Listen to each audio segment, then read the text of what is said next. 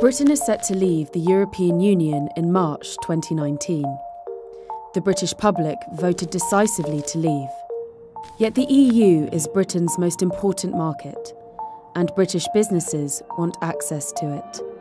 The government has to find a way to square the circle before the March 2019 exit deadline.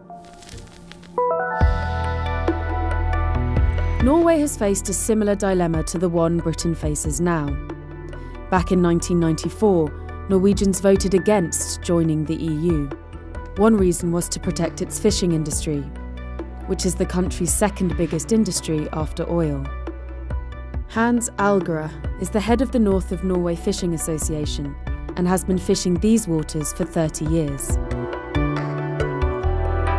The Norwegian fishermen thought that it was a good idea to stay outside the EU in 1994 when the referendum was held, because we had a good management of our fishery resources, and they were of course afraid that a large amount of foreign vessels would come into our waters.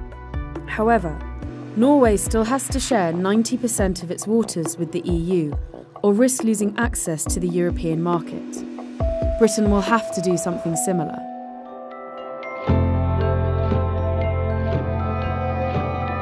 Norway did not join the EU in 1994 and instead stayed part of the European Economic Area, or EEA.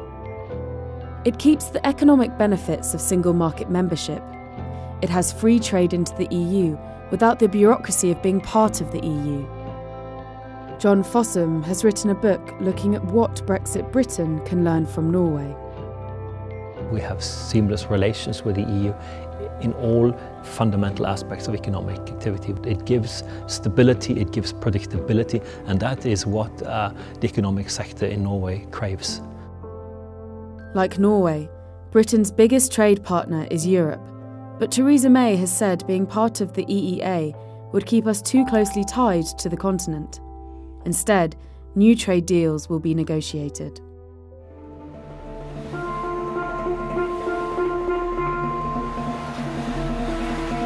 If Britain adopts the EEA, it could help to solve the Irish border problem, because essentially the EU single market is extended to the EEA countries.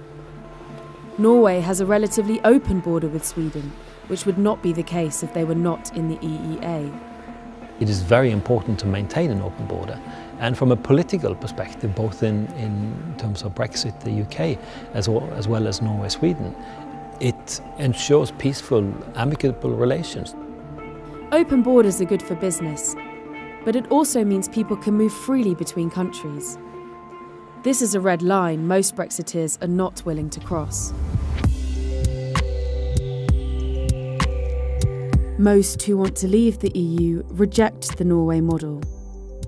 They say it would continue to embroil Britain in EU regulations without having any say in how they're made. In 2006, Brussels imposed a minimum import price on Norwegian salmon. Some years ago, the EU imposed the countervailing duties on the Norwegian fish farming industry. That meant that we have to pay higher tariffs on the export, and we also had to find other markets. So that was a very bad situation. It takes a long time to get new markets, so I think that will be the same for Britain. Britain has been trying to negotiate a Brexit deal since Article 50 was triggered in March 2017, but little progress has been made. The benefits for Britain following a similar approach to Norway, of course, is that it doesn't need to undergo a very significant transition. The Norway model is not perfect, but a solution similar to the EEA may be the best option. Some people are saying that those that voted no in 1994, they won on the next day, but they've lost every day since. This could also be a parallel with Brexit. Britain can learn a lot from Norway's experience. A bespoke EEA deal for Britain is possible as the EU changes. It is the cheapest way to negotiate Brexit, maintain a working relationship with the EU, and would be achievable in the timeframe set out by Theresa May.